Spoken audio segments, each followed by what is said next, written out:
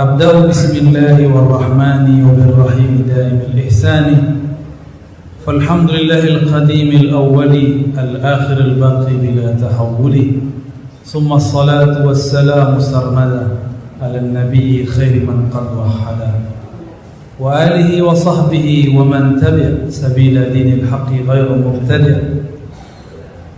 Bapak Ibu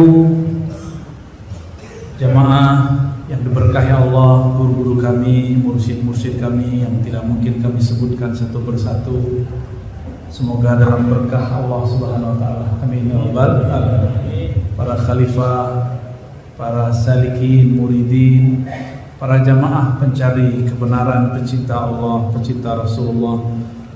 Alhamdulillah tadi saya merasa dapat surprise karena anak-anak kita baca satu nazam judulnya Aqidatul Awam.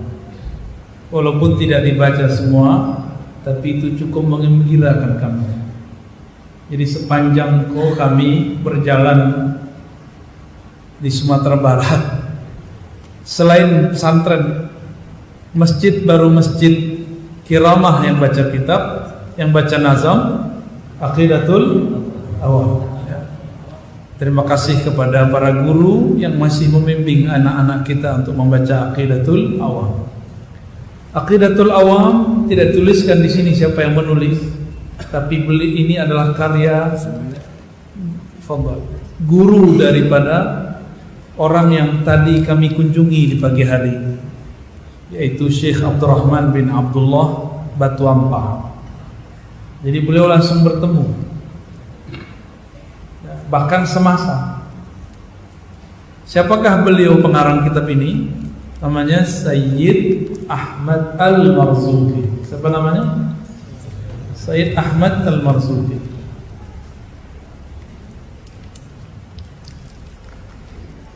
Beliau mendoakan siapa saja yang membaca kitab ini, mempelajarinya, agar diberkahi oleh Allah Subhanahu wa ta'ala, ya.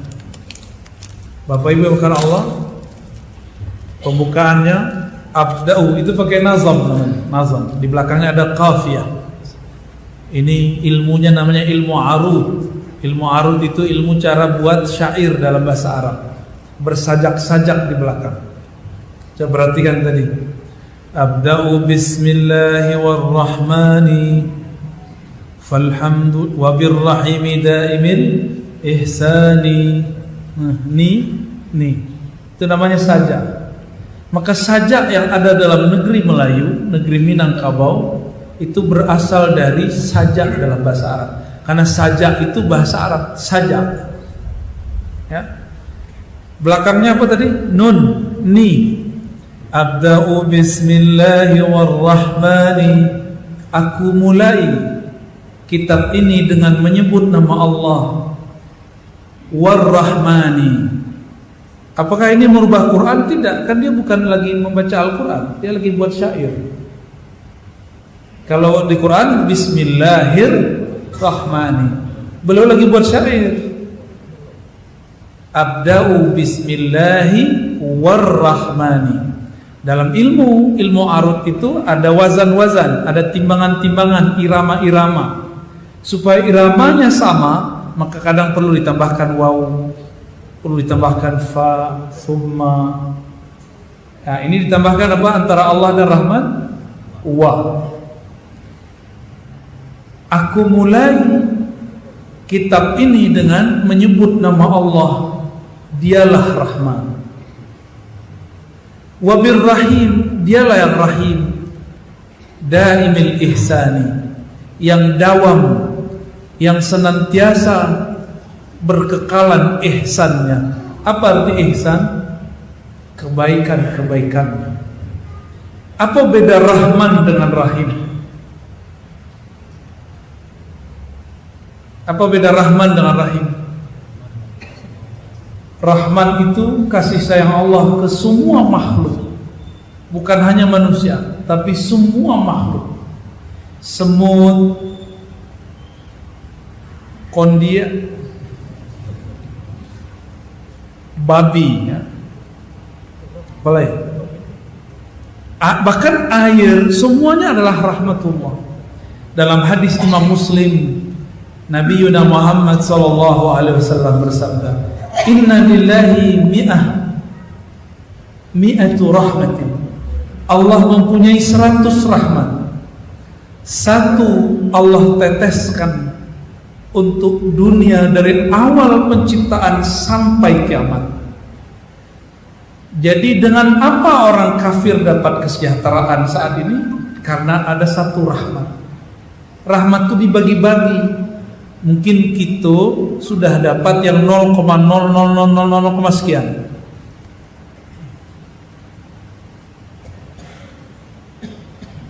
Itu Rahman. Jadi Rahman itu kabau dape, si guguk dape, kucing pun memperoleh rahmat itu. Orang kafir pun bisa hidup dengan itu. Jadi kalau bukanlah karena Rahman Allah, maka tidak ada kehidupan orang-orang yang ingkar kepada Allah di dunia. Kalau Allah masih Rahman kepada orang-orang yang kafir, kenapa orang beriman tidak mau Rahman dengan mereka? Kok hari ini muncul lain lagi? Sesama muslim cuma beda faham, Rahmannya sudah hilang. Ya. Lalu bagaimana mau menyelamatkan umat? Umatnya tidak mau sayang menyayangi. Ar-Rahman, ya. Itu dari asal kata rahmun, rahibun, rahmatun. Banyak itu ungkapan-ungkapannya beberapa wazan. Kita ambil saja rahmah. Rahmah itu artinya kasih, sayang. Apa arti rahmah? Kasih dan sayang. Di dalam bahasa Arab, kalau bertambah huruf, bertambah makna, berubah bentuk, berubah makna. Rahman dan Rahim berbeda 2 huruf. Rahman alif dan nun, sedangkan Rahim 1 huruf, Rahim, ya. Ya enggak? Ra, ha, mim, itu akar katanya. Ra, ha, mim. Ditambahkan alif dan nun, Rahman. Kata Imam Fakhruddin Ar-Razi, Imam Ghazali, imam-imam ahli bahasa, Mula Al-Qari, Rahman ditambahkan 2 huruf berarti sayang Allah kepada 2 jenis makhluk, mukminkah dia ataupun kafir. Ya. Berarti mukmin dan kafir masuk ke Rahman. Inilah kasyaf yang Allah berikan kepada imam pengarang kitab. Inilah ketajaman batin yang diberikan Allah kepada pengarang kitab.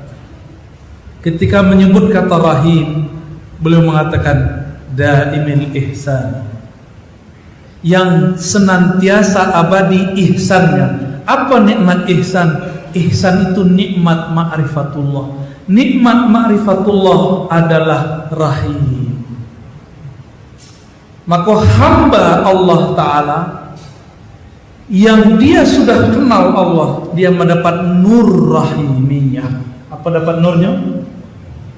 Jadi orang yang sudah masuk nur rahimiyah ke dalam kalbunya, dialah yang disebut kekasih-kekasih Allah. Sebab mereka cintanya sangat dalam. Cintanya cuma satu, kepada Allah Subhanahu wa ta'ala. Nah, itulah perbedaan Rahman dan Rahim. Jadi Rahman mukmin kafir dapat, tapi Rahim khusus para wali-wali Allah. Berarti seorang wali Allah masuk ke dalam Rahman, masuk ke dalam Rahim, cahaya itu. Oleh karena itu Allah Subhanahu wa ta'ala, tiadalah ia memulai satu ayat kecuali ayat itu, surat itu dimulai dengan Bismillahirrahmanirrahim. Sebanyak itu asma, nama dan sifat Allah, tapi Allah memulai semua suratnya kecuali satu surat Al-Bara'ah atau At-Taubah dengan lafaz Bismillahirrahmanirrahim. dengan nama Allah yang Maha Pengasih, pengasih untuk semua makhluk, Rahim khusus untuk orang yang mengenalnya.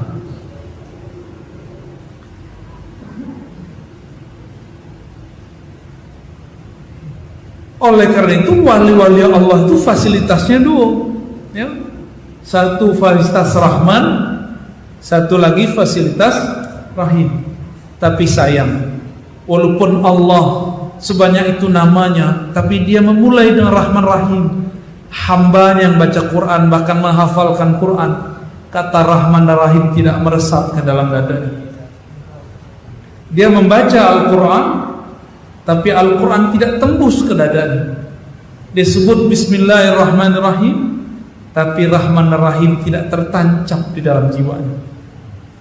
Maka buktinya kini banyak orang menyalah-nyalahkan sesama kaji, bahkan sesama muslim, menganggap kawannya yang berbeda faham itu ahli bid'ah.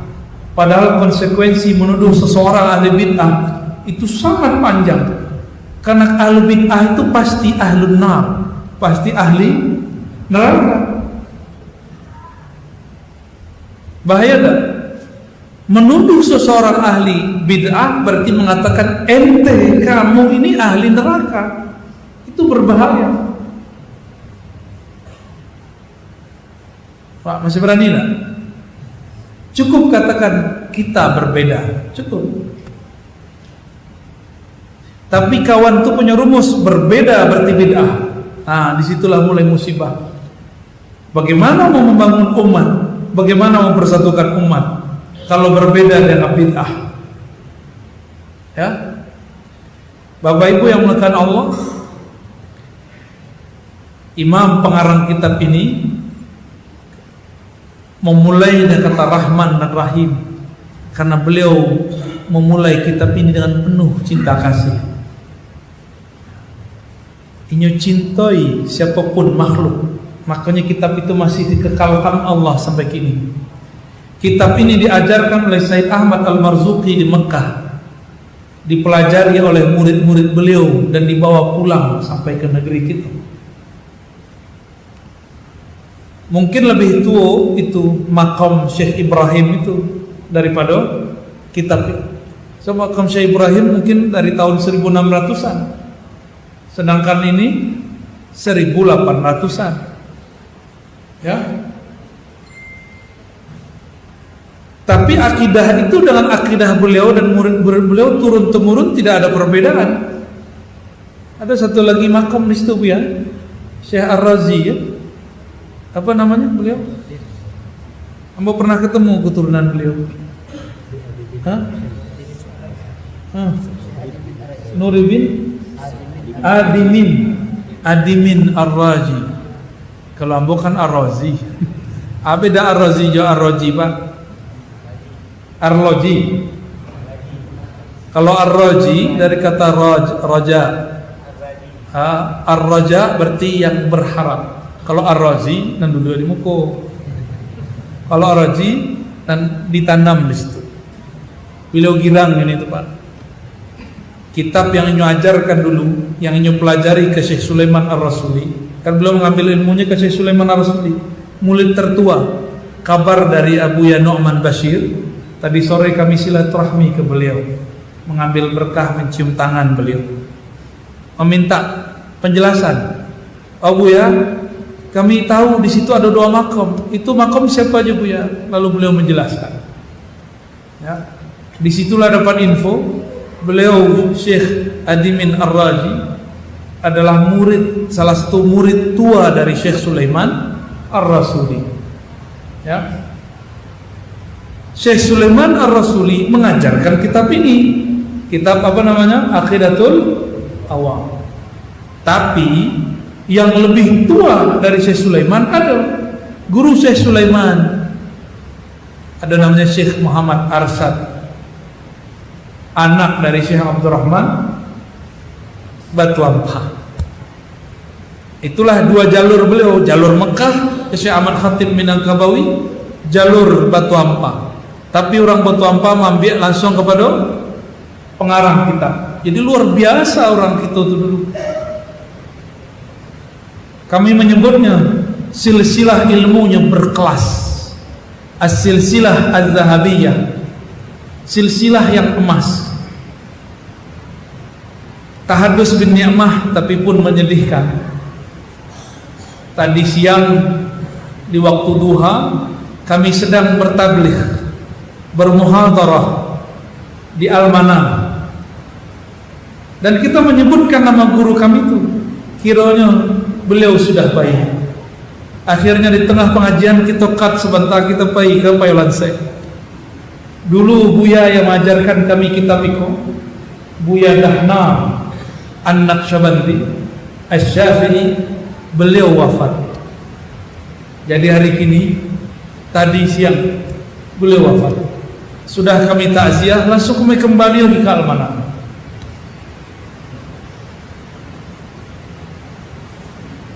Jadi kitab ini kami ambil pun pakai sanad, Bapak Ibu. Jadi silsilah beraja kami dari guru. Dulu kami dendangkan, jadi beliau mengajarkan dulu nama-nama Allah didendangkan. Allah wujud, qidam, baqa, ya. Kemudian sampai nanti nama-nama asma Nabi, nama-nama Nabi, kemudian nama-nama malaikat. Itu kurikulum, semua kurikulum itu bersumber dari kitab Aqidatul Awam. Jadi canggih sebenarnya orang-orang kita dulu. Cuma sayang anak kini nan muda-muda nanlah pandai lau baca ceramah, kadang lebih canggih daripada Buya aku. Dibatalkannya kitab. Di mana orang itu salah faham, mereka menuduh kita, mengatakan kalian itu sesat karena hanya meyakini 7 sifat Allah atau cuma 20. Kini kita buka kitabnya. Betulkah Imam atau Syekh Ahmad Al-Marzuki mengajarkan sifat Allah hanya 20? Pernahkah beliau mengatakan sifat Allah cuma 20? Tidak. Apa kata beliau? Min wajibin lillahi ishrina sifat. Coba diulang. Min wajibin lillahi. Coba ulang. Min wajibin lillahi ishrina sifat. Min wajibin, ada min di situ. Mungkin kawanku belajar bahasa Arab bukan bahasa Arab yang asli, bahasa Arab mimin. Kalau bahasa Arab yang asli, min itu artinya di antara sebagian. Min bahasa Arab disebut litab'id. Apa arti tab'id? Sebagian. Sebagian yang wajib diketahui oleh seorang mukmin tentang Allah, gitu maksudnya. Ishrina sifat, 20 sifat. Berarti Allah punya sifat lebih dari 20. Tapi yang perlu kita ketahui, yang wajib kita sadari minimal berapa? 20. Dengan 20 ini bisa paham nanti semua sifat. Kalau beruntung. Tapi dek kawan, difitnahnya gitu. Apa kata kawan? Orang-orang surau Ahlussunnah Aswaja, sifat Allahnya cuma 20. Fitnah dah tuh. Jangan-jangan mereka nggak bisa bahasa Arab ya. Padahal kan teksnya jelas. Min wajibin lillahi ishrina sifat. Min, di antara yang wajib diketahui tentang Allah hanya 20 sifat. Itu cara ulama. Setelah dikumpulkan ayat-ayat, maka 20 sifat itu disebut ummahatus sifat, sifat-sifat dan inti. Apa yang pertama? Fallahu mawjudun qadimun baqi. Itu kata beliau. Coba ulang. Fallahu mawjudun qadimun baqi. Kalau bahasa awak, Allah wujud qidam baqa. Bahasa awak tuh. Bahasa awak atau Arab? Yang kita hafalkan Allah wujud qidam baqa. Masuk dalam kitab Allah mawjudun qadimun baqi. Allah itu mawjud. Apa arti mawjud? Ado. Yang hadir kini ado nak? Ado. Ado awal nak? Ado tahun kelahiran? Atau langsung keluar dari kaki Gunung Bunsu? Atau muncul hanyut di Kepulauan Bonda? Atau keluar dari Bukit Bule, ya, bentuk sunggokong, lahir dari perut batu? Enggak ya? Kita wujudnya ada permulaan. Kita wujud karena diwujudkan. Bapak Ibu yang melekan Allah, dan hadir kini, ada tak lahir tanpa ayah dan ibu? Nggak ada. Ada tak? Kok yo Nabi Adam tuh?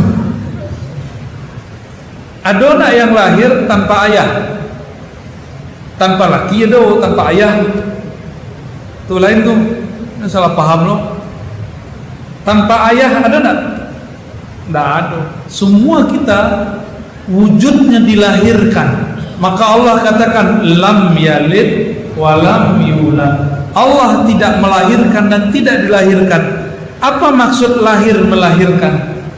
Lahir melahirkan itu disebut sebab. Allah itu ada, tidak ada penyebabnya, karena ialah yang menciptakan semua sebab.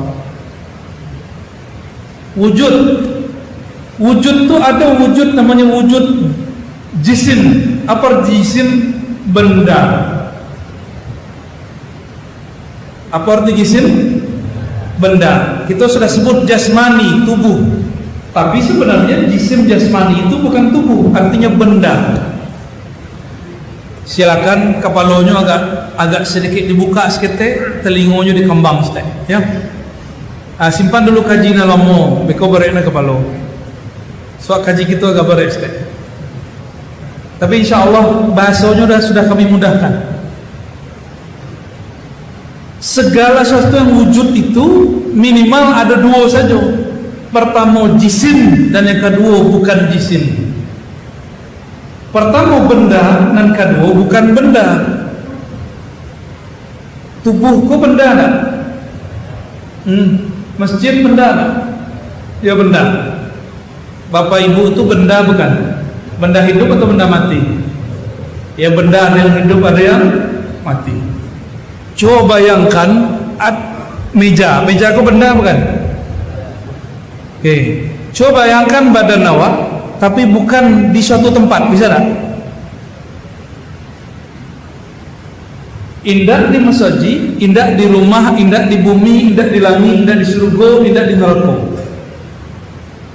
Tuhan mau indah ado. Ya. Ghair mawjud bahasa Arabnya, tidak ada. Le bisa membayangkan sesuatu yang tidak ada di langit, tidak ada di bumi, tidak ada di surga, tidak ada di neraka, tidak ada di aras, tidak ada di benda manapun, tidak ada di manapun tempat. Berarti karakter sifat dari benda apa karakternya? Bertempat. Tidak usah pakai bahasa Arab nak, betul pakai bahasa Arab pasti yang lu kok. Ya.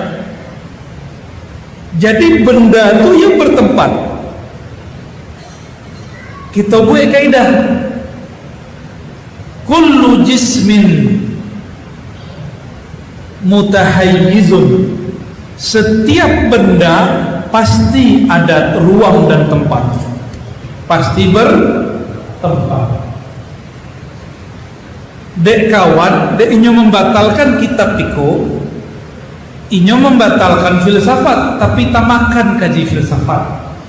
Filsafat itu banyak, ada filsafat beracun, ada filsafat baube.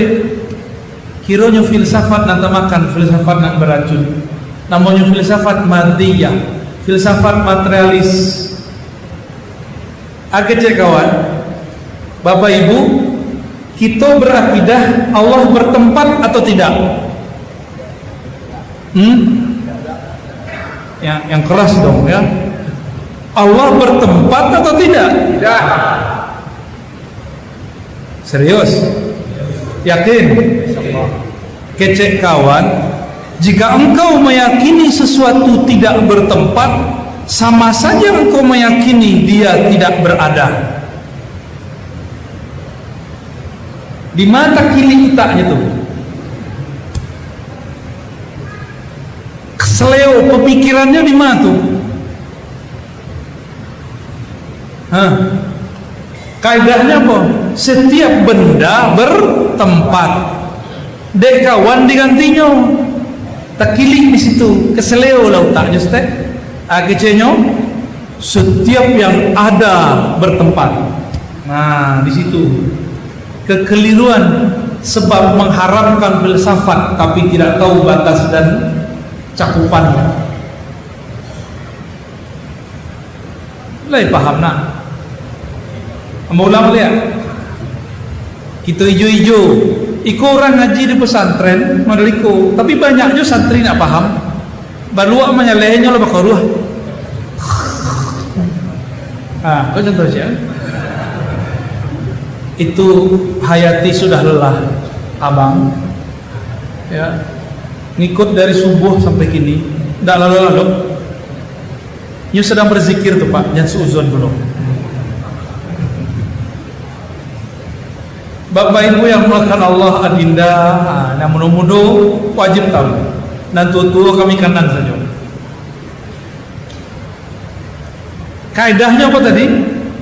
Setiap benda, kita tambah, setiap wujud benda mesti bertempat. Dek kawan, kata wujudnya disebutkan, bendanya hilang. Akhirnya setiap wujud bertempat. Sehingga ketika Bapak, Ibu, Saudara mengatakan Allah tidak bertempat, akhirnya orang itu Anda ateis, Anda komunis, sebab meyakini Allah tidak ada. Ya tak kilik. Di mana tak kiliknya? Kalau lain di lutut, tak kiliknya kita bawa kata kamu, ya. Tapi kalau tak kilik di siku, mana caranya? Di mana ke dipencet nak? Di mana ke dipencet nak? Dipencetnya pakai pengajian. Dibuka dulu pikirannya, dijalehin cie-cie. Bahwa wujud terbagi dua, ada wujud benda, jisim bahasa Arabnya, ada wujud yang menciptakan benda itu. Wujud benda harus bertempat, wujud yang menciptakan benda tidak bertempat, mustahil bertempat. Maka jika disebut di dalam Al-Quran summastawa 'alal 'arsy, lalu Allah istawa di atas aras. Istawa di situ bukan berarti menempati, cukup katakan istawa, selesai, tidak usah ditakwil. Apa sebab? Allah bukan benda. Kalau Allah bukan benda, tidak perlu penjelasan tambahan. Bisa tak membayangkan Allah? Tak bisa, sebab Allah bukan benda. Ya, kecek kawan, Allah tu di langit, tak istiqomah je dong. Kadangnya kecen Allah tu di aras, kadang-kadang keceknya Allah di langit. Padahal langit juga aras itu berlain. Langit itu 7 di atas bumi. Langit bumi digabung, itulah seluas kursi. Wasi'a kursiyyus samawati wal ardh. Kursi itu bukan kursiku. Kursi itu pun. Le pernah ke langit pertama? Pernah ke langit pertama enggak? Pakai bahasa Minang enggak paham maksudnya? Salah. Pernah ke langit pertama enggak?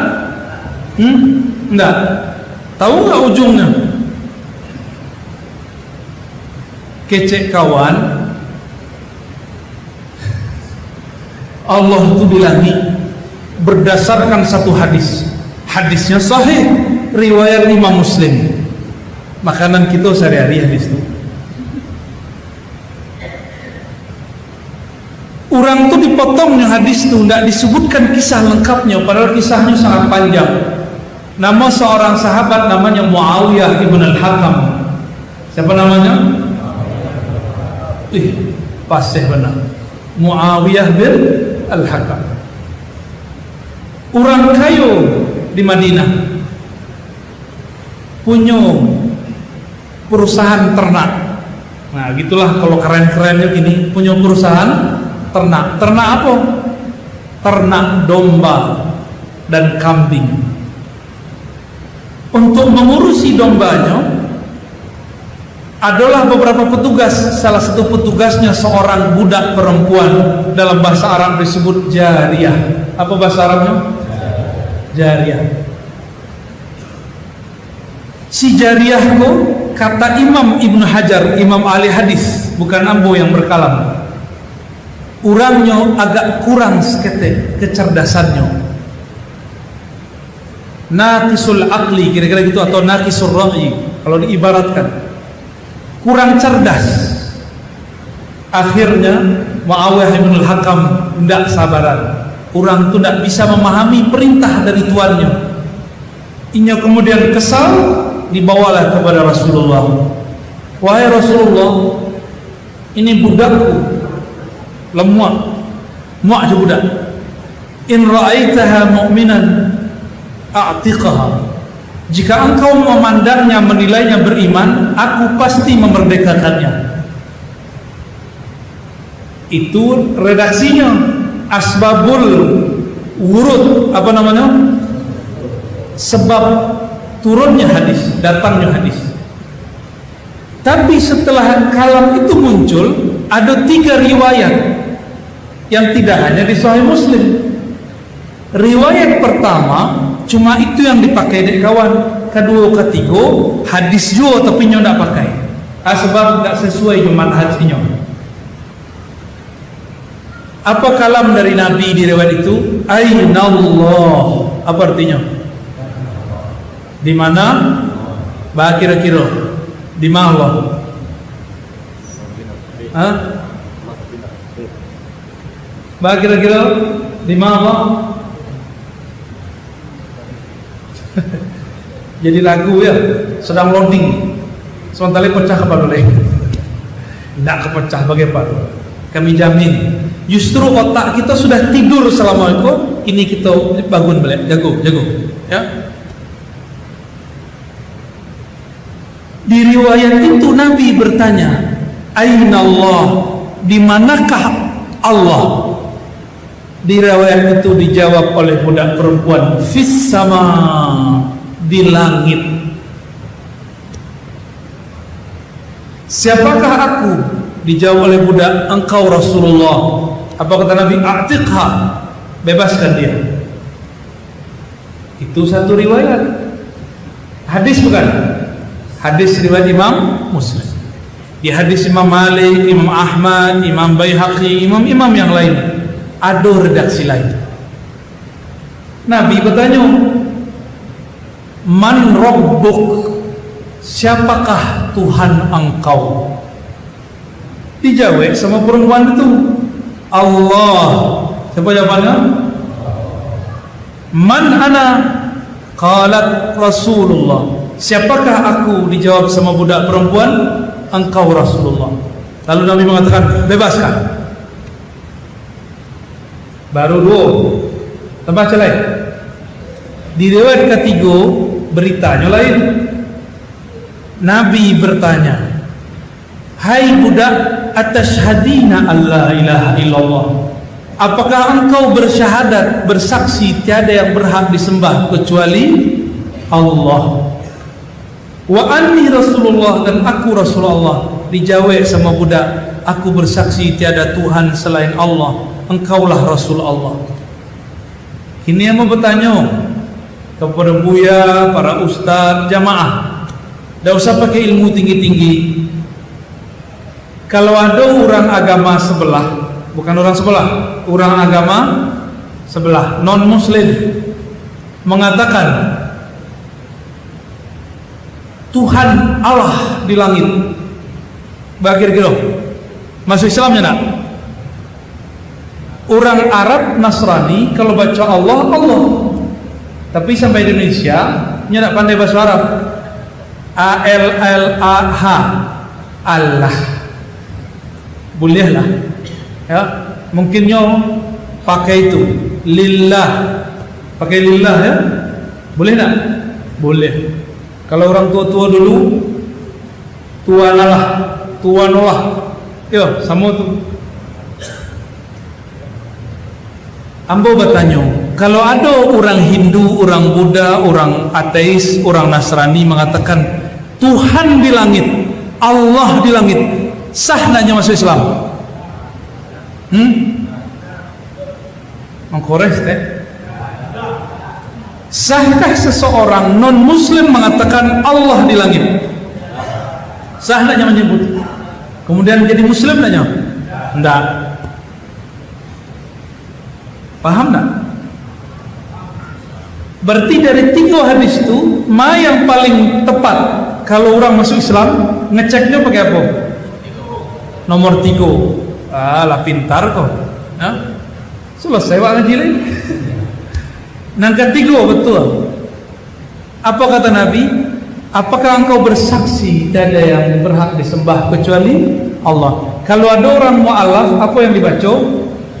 Allah dilangi, Allah dilangi. Ya tak? Atau asyhadu alla ilaha illallah. Ya. Maka ketika baca hadis, tidak cukup hadis itu sahih. Hadis itu kan cuma data. Data itu harus dibaca dengan ilmu. Kalau hadisnya tentang akidah, belajarlah ilmu akidah. Jika hadisnya tentang fikih, baca ilmu fikih. Dek kawan tidak mempelajari akidah halus sunnah dengan tepat, maka kaidah yang ada di ilmu akidah itu dibatalkannya karena satu riwayat itu, padahal ada riwayat lain. Maka kami bertanya, angku ikut sunnah ya? Yo. Ada 3 riwayat, bakok satu sunnah saya diambil, yang 2 yang tak. Berarti sunnah yang dimaksud kawan itu cuma beberapa sunnah yang sesuai dengan fahamnya. Di luar fahamnya tidak dianggap. Ya tak? Walaupun 1000 dalil kita sampaikan tidak akan diterima. Itulah masalah kawan. Itu tuduhan kepada kita.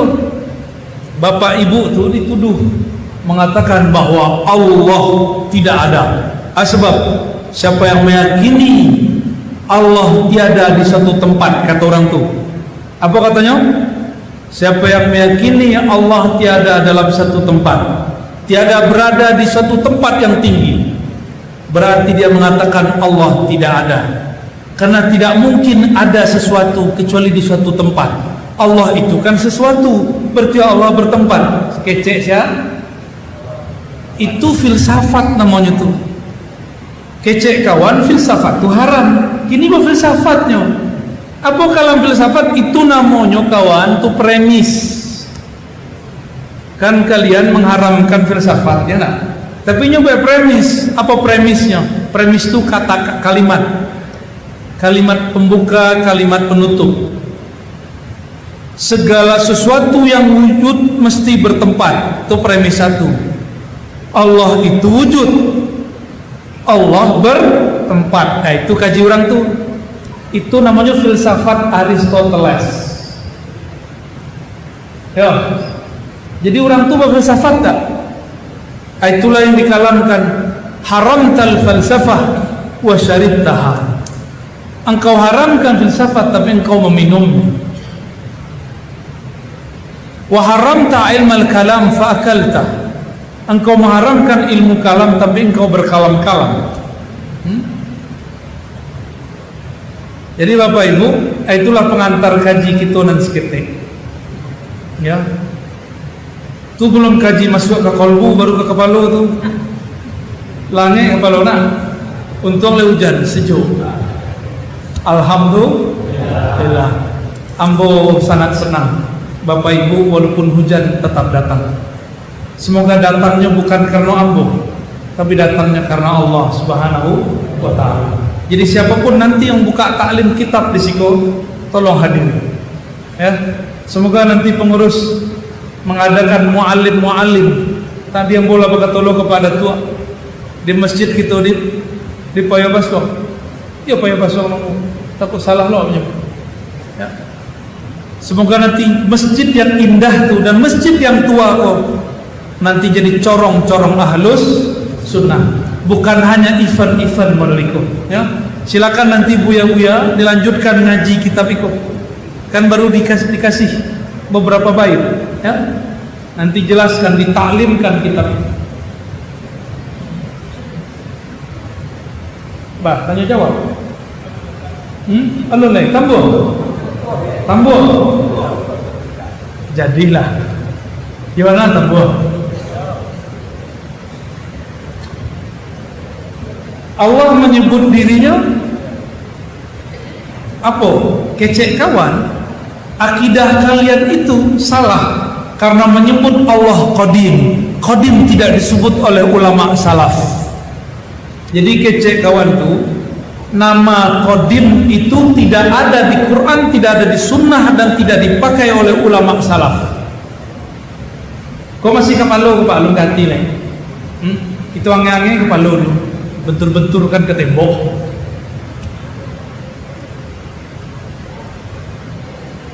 Coba lihat di Quran, kata kawan, kal urjunil qadim, surah Yasin. Qadim tuh bukan sifat Allah. Tiada di Quran, tiada di Sunnah sifat dan nama Allah Qadim. Kece orang sebelah. Kiranya kawan tu ngaku baca kitab hadis tapi tidak sampai kepada Sunan Abu Dawud. Jadi kalau belajar hadis tu Bapak Ibu, ada namanya Sahih Bukhari, Sahih Muslim, Sunan Abu Dawud. Orang tu sepengajian saja. Gurunya cie namanya Imam Ahmad. Kemudian mereka berguru ke ribuan ulama. Imam Abu Dawud mengajarkan satu doa yang diajarkan Rasulullah SAW. Ketika masuk masjid ada satu doa. Besok Bapak Ibu kalau masuk masjid apa yang dibaca? Allahumma inni atau bismikallahumma ayyawamud. Iyo. Allah na'udzubika minal jubni wal salah tuh. Ada baca masuk masjid. Allahumma ftahli abwaaba rahmatik. Itu baru satu hadis. Ada hadis lain. Dalam sebuah hadis Nabi berdoa ketika masuk masjid, a'udzu biwajhillahil karim wa bisultanihil qadim minasyaitonir rajim. Saya bisa mengulang? Saya bisa mengulang lagi Pak? Saya bisa mengulang? Ambos orang bisa mengulang tuh lagi kepada boleh. Batal hadiah. Coba ikuti. A'udzu biwajhillahil karim. Aku berlindung dengan wajah Allah yang sangat pemurah. Wa bisultanihil qadim. Dan dengan kekuasaannya yang qadim. Ada enggak berarti kata qadim di sunnah? Ada, sifat Allah itu. Minasyaitonir rajim, dari setan yang dirajam. Setan yang apa arti rajam? Dilempar. Setan itu dilempar. Tapi rajim ada arti lain dari rajim, yang merajam, yang melempar. Was-was itu dilempar oleh setan, masuk ke dalam pikiran, masuk ke dalam kolbu. Kenapa setan melempar? Karena setan tidak diizinkan Allah masuk ke dalam kolbu, maka ini memanah dan melempar. Tapi apabila yang punya kolbu menggunakan benteng dari yang membolak-balik kolbu, maka rajam itu ketika dilempar, lemparannya patah. Apa kata Allah dalam hadis qudsi, hadisnya Hasan? La ilaha illallah hisbi. Siapa yang membaca la ilaha illallah, la ilaha illallah itu bentengku. Siapa yang masuk ke dalam bentengku, berarti dia aman dari siksa, aman dari gangguan-gangguan makhluk. Bako banyak was-was dalam sembahyang, dek kurang zikir la ilaha illallah. Bako kurang yakin je doa, karena kurang zikir la ilaha illallah. Bako pikiran kita tidak bisa fokus dalam zikir, sebab kita lebih banyak berfikir daripada berzikir. Sederhana. Kalau zikir cie la ilaha illallah. Kalau fikir banyak tak? Kalau kita berfikir banyak yang bisa terpikirkan, tapi kalau zikir cuma satu yang bisa disebut, yaitu Allah. Dan Allah menyebut syaitan itu dengan sifat rajim, yang merajam. Biasa yang diterjemahkan dalam buku-buku, kitab-kitab, yang dirajam, yang dilaknat. Tapi secara harfiah rajim itu artinya dua, yang dan yang yang melempar dan yang dilempar. Ketika kita lupa mengingat Allah, maka syaitan melempar kita dalam qalbi. Tapi kalau kita berzikir sebut nama Allah, maka syaitan itu terlempar, barunya rajim. Jadi syaitan itu bila status pangkatnya jadi rajim, terlempar, kalau a'uzunya apa? A'uzu bil, apa arti a'uzu? Aku. Siapakah aku? Akulah yang ada kini tu. Zahirku, batinku, lahirku, batinku, sirku, semuanya tu. A'uzu artinya aku pulangkan kepada Allah. Kalau kita pulangkan diri kita kepada Allah, itu yang disebut a'uzu billah, atau a'uzu biwajhillahil karim wa bisultanihil qadim minasyaitonir rajim. Ada yang bisa mengamalkan itu nanti nak? Nah, ambo ijazahkan mengamalkannya. Qabilna, ya, kami terima. Ijazah mamakan, bukan ijazah jadi mursyid, ya. Ijazah maman saya cukup. Jemaah yang melakukan Allah, kiranya lah mendaki jam 10.